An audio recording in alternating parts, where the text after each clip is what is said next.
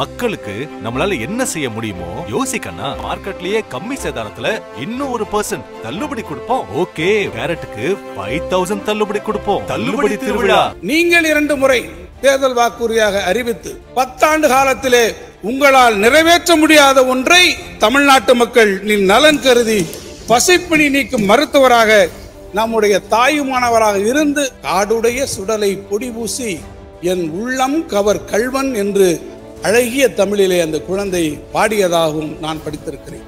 இந்த தமிழ்நாட்டினுடைய குழந்தைகளுக்காக நம்முடைய மாண்புமிகு முதலமைச்சர்கள் நிறைவேற்றி ஒரு மாபெரும் சாதனையினை கடுஞ்சினத்த கொல் களிரும் கதல் பரிய களிமாவும் நெடுங்குடைய நிமிர் தேரும் நெஞ்சுடைய புகழ் மறவரும் என 4 மாண்டதாயினும் அத்தகைய அறநெறியினுடைய வழியில் நின்று ஆட்சி புரியக்கூடிய மாண்புமிகு முதலமைச்சர் அவர்களுடைய திராவிடல் மாடல் ஆட்சிக்கு பெருமைகள் பலப்பலவாக இருந்தாலும் கூட அறமே இந்த ஆட்சியினுடைய அடிப்படையாக அமைந்திருக்கிறது. எனவேதான் வான்மழையானது அத்தனை பேருக்கும் சமமாக பொழிகிறதோ அதே போல முதலமைச்சர் அவர்கள் சமன் செய்து சீர்தூக்கும் துலாக்கோல் போல் செமிகண்டக்டர் துறையில் எந்த நாடு முதலிடம் வகிக்கிறதோ அந்த நாடுதான் பொருளாதார வளர்ச்சியிலும் முதலிடம் வகிக்கும் என்று அதில் 2 செமிகண்டக்டர் தொழில் பூங்காக்கள் கோவையிலே சூலூரிலும் பல்லடத்திலும் இன்றைக்கு நிறுவப்பட இருக்கிறது.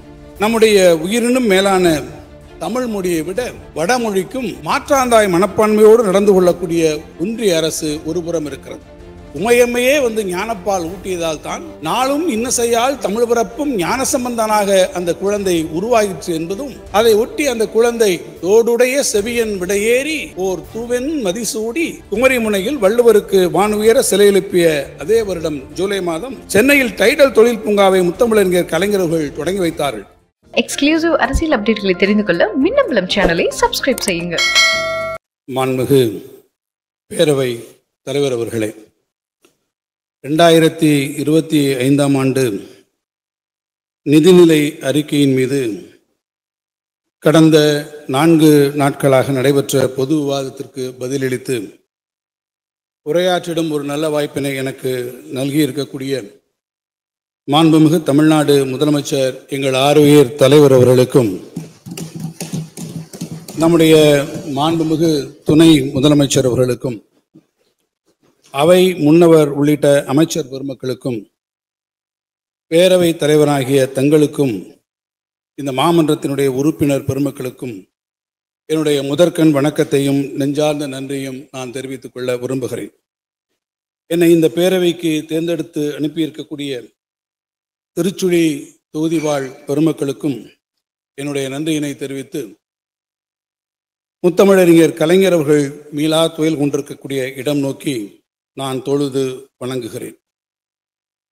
பேரவை தலைவர் அவர்களே, கடுஞ்சினத்த கொல் களிரும் கதல் பரிய களிமாவும் நெடுங்குடைய நிமிர் தேரும் நெஞ்சுடைய புகழ் மறவரும் என 4 மாண்டதாயினும் மாண்ட அறநெறி முதற்றே அரசின் கொற்றம் என்கின்றார் மதுரை இளநாகனார் என்கின்ற சங்க புலவர் அவர்.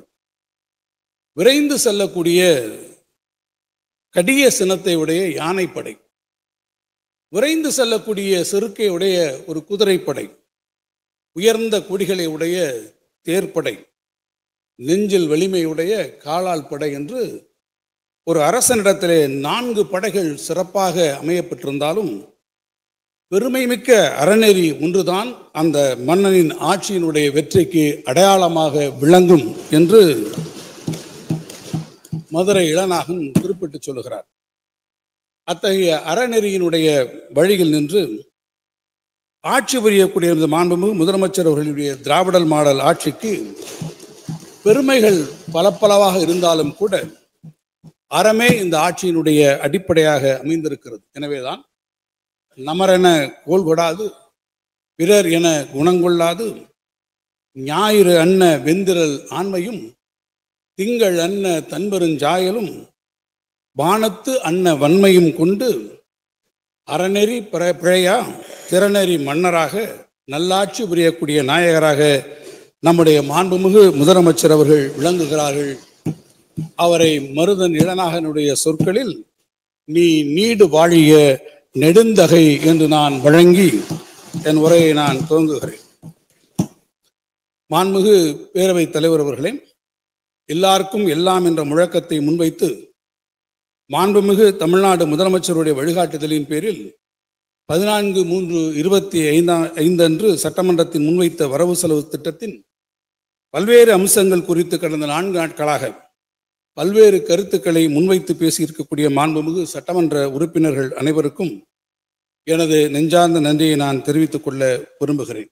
நம்முடைய தமிழ்நாடு அரசு இன்றைக்கு அளித்திருக்கக்கூடிய நிதிநிலை அறிக்கைக்கும் ஒன்றிய அரசு அளித்திருக்கக்கூடிய நிதிநிலை அறிக்கைக்கும் எவ்வளவு வித்தியாசம் இருக்கிறது என்பதை நான் தொடக்கத்தில் மாமன்ற உறுப்பினர்களுக்கு சுட்டிக்காட்ட விரும்புகிறேன். அவர்கள் நன்றாக அறிவார்கள் என்றால், ஒன்றிய அரசினுடைய நிதிநிலை நீங்கள் அனைவரும் அறிந்த வண்ணம் இந்தியாவினுடைய ஒரு சில மாநிலங்களுக்கு மட்டுமான நிதிநிலை அறிக்கையாக இன்றைக்கு அமைந்திருக்கிறது. குறிப்பாக உத்தரப்பிரதேசம், பீகார் போன்ற மாநிலங்களுக்கு மாத்திரமான ஒரு நிதிநிலை அறிக்கையாக ஒன்றிய அரசினுடைய நிதிநிலை அறிக்கை அமைந்திருக்கிறது.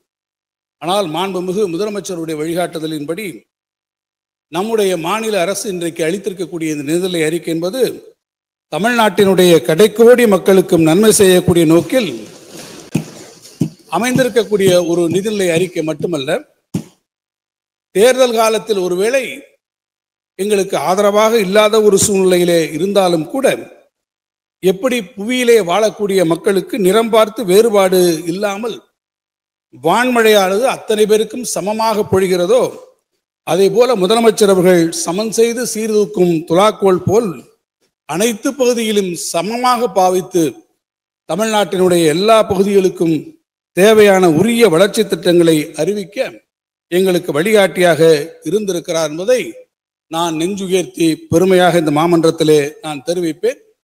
அதன் காரணமாகவே இந்த நிதிநிலை அறிக்கையை இன்றைக்கு அனைவரும் பாராட்டக்கூடிய ஒரு வாய்ப்பினை பெற்றிருக்கிறார்கள். இன்னொன்று, நம்முடைய உயிரினும் மேலான தமிழ் மொழியை விட வடமொழிக்கும் இந்தி ஆகிய மொழிகளுக்கும் முக்கியத்துவம் கொடுத்து மாற்றாந்தாய் மனப்பான்மையோடு நடந்து கொள்ளக்கூடிய ஒன்றிய அரசு ஒருபுறம் இருக்கிறது.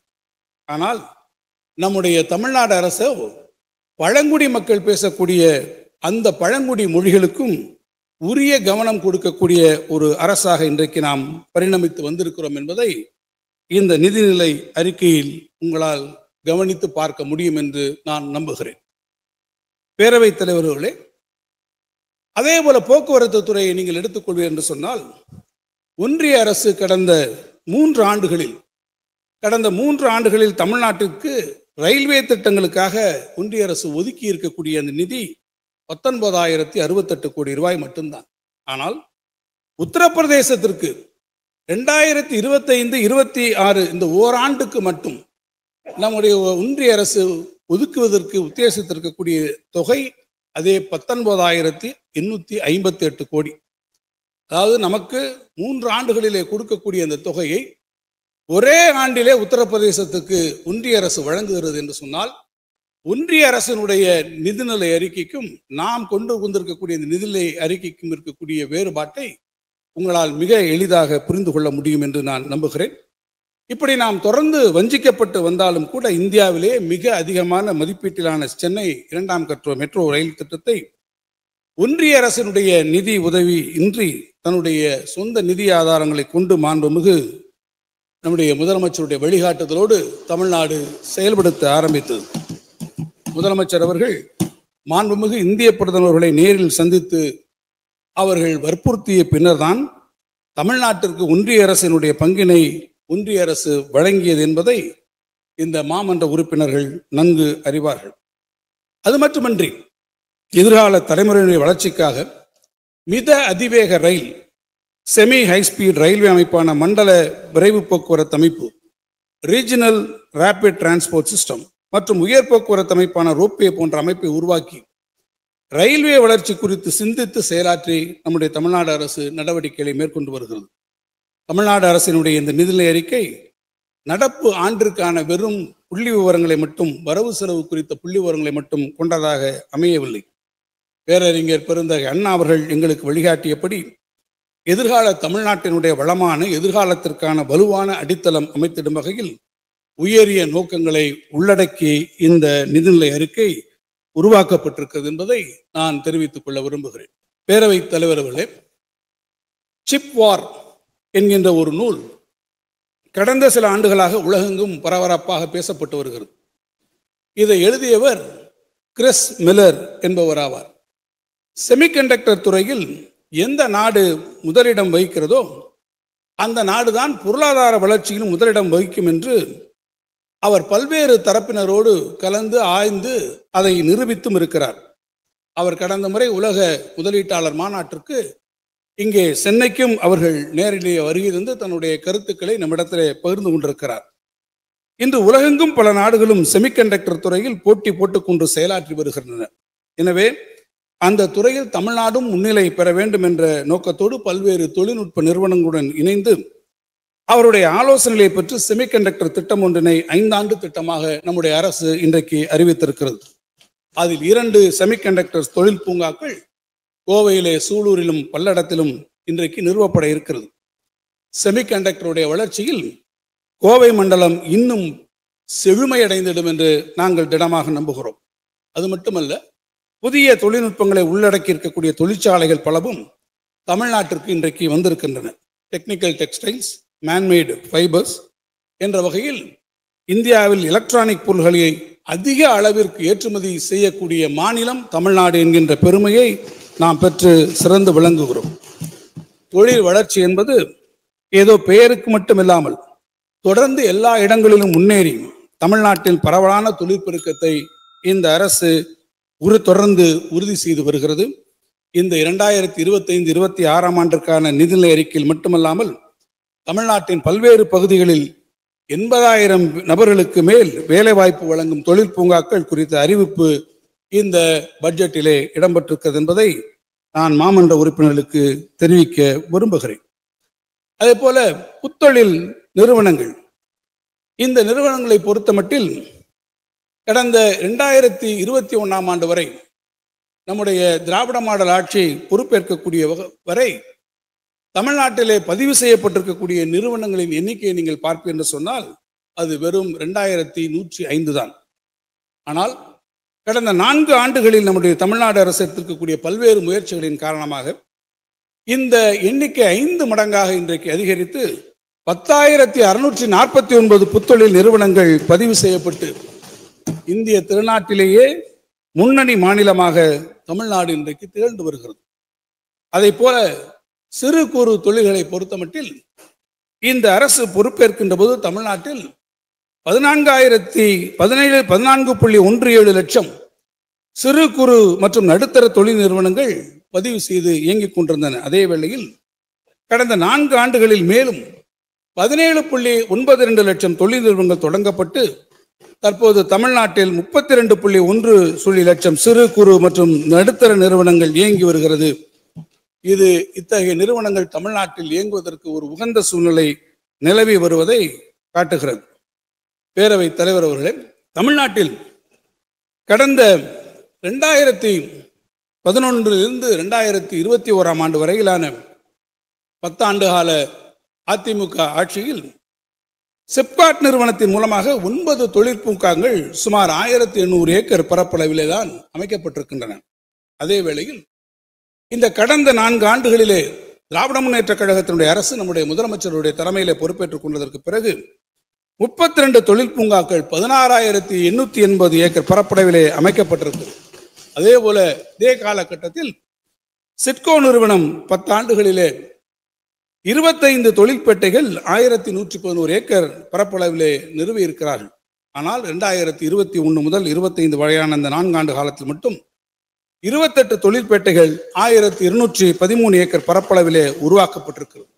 இது அன்னையில் இந்த நிதிநிலை அறிக்கையிலே நாங்கள் சொல்லியிருப்பதை போல கடந்த 2000 ஆண்டிலே குமரி முனையில் வள்ளுவருக்கு வானுயர சிலை எழுப்பிய அதே வருடம் ஜூலை மாதம் சென்னையில் டைடல் தொழில் பூங்காவை முத்தமிழறிஞர் கலைஞர்கள் தொடங்கி வைத்தார்கள்.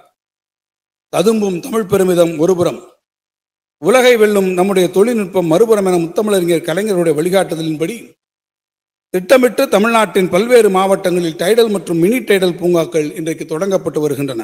வேலூர், விழுப்புரம், தஞ்சாவூர், திருப்பூர், சேலம், தூத்துக்குடி, மதுரை, ஓசூர் என தகவல் தொழில்நுட்ப பூங்காக்கள் தமிழ்நாடு முழுவதும் அமைக்கப்பட்டு வருகிறது. தொடர்ந்து மற்ற இடங்களிலும் இதே போன்ற தகவல் தொழில்நுட்ப பூங்காக்கள் அந்தந்த பகுதிக்கு பெருமைக்குரிய அடையாளங்களாக மாறி இளைஞர்களுக்கு பெரும் உத்வேகத்தை அளிக்கும் வழிகாட்டியாக மாற்றிடும் என்று நான் நம்புகிறேன். பேரவை தலைவர் அவர்களே, தஞ்சை மாவட்டத்திலே சீர்காழி என்கின்ற ஒரு நகரம் இருப்பதை நாம் அறிவோம். 7ஆம் நூற்றாண்டினுடைய காலகட்டத்தில் சிற்றூராக இருந்த சீர்காழியில் ஒரு காலை பொழுதில் அந்த ஊரிலே இருக்கக்கூடிய சிவன் கோயிலினுடைய குளக்கரையில் ஒரு குழந்தை அழுது கொண்டிருந்தது. அந்த குழந்தை பசியாலே கதறி அழுதபோது அந்த குழந்தையினுடைய பசியை ஆற்றுவதற்கு அதனுடைய அன்னை அருகில் இல்லை, அதனுடைய உற்றாரும் சுற்றாரும் உறவினரும் அருகில் இல்லை. ஆனால் அந்த குழந்தை தொடர்ந்து அழுதபோது அந்த குழந்தையின் அழுகுரல் அந்த ஊர் இறைவி அவர்களுடைய இறைவியினுடைய செவிகளிலே விழுந்து பாலுக்காக ஏங்கி வயிற்று பசிக்காக அழக்கூடிய அந்த குழந்தையினுடைய பசியை ஆற்றுவதற்கு தாய்மை உணர்வோடு பார்வதியாக இருக்கக்கூடிய அந்த உமையம்மையே நேரடியாக வந்து அவருக்கு அந்த குழந்தைக்கு ஞானப்பாலினை ஊட்டி அதனுடைய பசியை தணித்ததாக நான் புராணங்களிலே படித்திருக்கிறேன். அப்படி உமையம்மையே வந்து ஞானப்பால் ஊட்டியதால் தான் நாளும் இன்னசையால் தமிழ் பிறப்பும் ஞான சம்பந்தனாக அந்த குழந்தை உருவாயிற்று என்பதும், அதை ஒட்டி அந்த குழந்தை தோடுடைய செவியன் விடையேறி ஓர் தூவென் மதிசூடி காடுடைய சுடலை பொடி பூசி என் உள்ளம் கவர் கள்வன் என்று அழகிய தமிழிலே அந்த குழந்தை பாடியதாகவும் நான் படித்திருக்கிறேன். பேரவையினுடைய தலைவர் அவர்களே, அன்றைக்கு ஒரு மழலையினுடைய அழுகுரலுக்கு உமையம்மை நேரடியாக வந்து இறைவியே வந்து பால் ஊட்டினாள். மலைமகள் அன்றைக்கு அந்த குழந்தைக்கு பால் ஊட்டினாள். ஆனால் இன்றைக்கோ தமிழ்நாட்டிலே பள்ளிகளுக்கு செல்லக்கூடிய எந்த குழந்தையும் பசியிலே அழவே கூடாது என்று தமிழ்நாட்டினுடைய தலைமகனாக நம் உள்ளம் கவர் கல்வனாக இருக்கக்கூடிய நம்முடைய மாண்புமிகு முதலமைச்சர் அவர்கள் காலை உணவு திட்டத்தை இன்றைக்கு நமக்கு அவர்கள் வழங்கி இருக்கிறார்கள். சொன்னதை செய்வோம், செய்வதை சொல்வோம் என்ற முத்தமிழறிஞர் கலைஞருடைய அறிவுரைக்கிணங்க நாடே போற்றும் வகையில் நடந்து கொண்டது மட்டுமின்றி நம்முடைய தமிழ்நாடு முதலமைச்சர் அவர்கள் இன்னும் ஒருபடி மேலே சென்று சொல்லாததையும் நாங்கள் செய்வோம் என்று நாட்டுக்கே வழிகாட்டியாக மட்டுமின்றி உலக நாடுகளை இன்றைக்கு பின்பற்றும் வகையில் முதலமைச்சருடைய காலை உணவு திட்டத்தை அறிமுகப்படுத்தி அதை வெற்றிகரமாக செயல்படுத்தி வருகிறார்கள். 1924ஆம் ஆண்டு நீதி கட்சியினால் சென்னை 1000 விளக்கு பகுதியிலே தொடங்கப்பட்ட மதிய உணவு திட்டம் இன்றைக்கு லட்சக்கணக்கான குழந்தைகள் பயன்பெறத்தக்க அளவில் மதிய உணவு திட்டம் சத்துணவு அளிக்கும் திட்டங்களாக மலர்ந்து கொண்டிருக்கிறது. நான் எதிர்கட்சி வரிசையிலே அமர்ந்து கொண்டிருக்கக்கூடிய அனைத்து இந்திய அண்ணா திராவிட முன்னேற்ற கழகத்தை சார்ந்த என்னுடைய அருமை நண்பர்களுக்கு நான் சொல்வேன், உங்கள் தேர்தல் அறிக்கையிலே 2 முறை இதே திட்டத்தை அறிவித்து தேர்தல் வாக்குறுதியாக நாங்கள் இதை சொல்வோம் செய்வோம் என்று சொல்லி ஒரு முறையும் இங்கே சொல்கிறீர்களே, பேசுகிற போதெல்லாம் தேர்தல் வாக்குறுதி, நீங்கள் 2 முறை தேர்தல் வாக்குறுதியாக அறிவித்து 10 ஆண்டு காலத்திலே உங்களால் நிறைவேற்ற முடியாத ஒன்றை தமிழ்நாட்டு மக்கள் நலன் கருதி பசிப்பிணி நீக்கும் மருத்துவராக நம்முடைய தாயுமானவராக இருந்து இந்த தமிழ்நாட்டினுடைய குழந்தைகளுக்காக நம்முடைய மாண்புமிகு முதலமைச்சர்கள் நிறைவேற்றி ஒரு மாபெரும் சாதனையினை நிறைவேற்றி தந்திருக்கிறார் என்பதை நான் தவையிலே சுட்டிக்காட்ட விரும்புகிறேன். மக்களுக்கு நம்மளால என்ன செய்ய முடியுமோ யோசிக்கண்ணா. மார்க்கெட்லயே கம்மி சேதாரத்துல இன்னும் 1% தள்ளுபடி கொடுப்போம். ஓகே, கேரட்டுக்கு 5000 தள்ளுபடி கொடுப்போம். தள்ளுபடி திருவிழா. மின்னம்பலம்.com தமிழின் முதல் மொபைல் பத்திரிகை.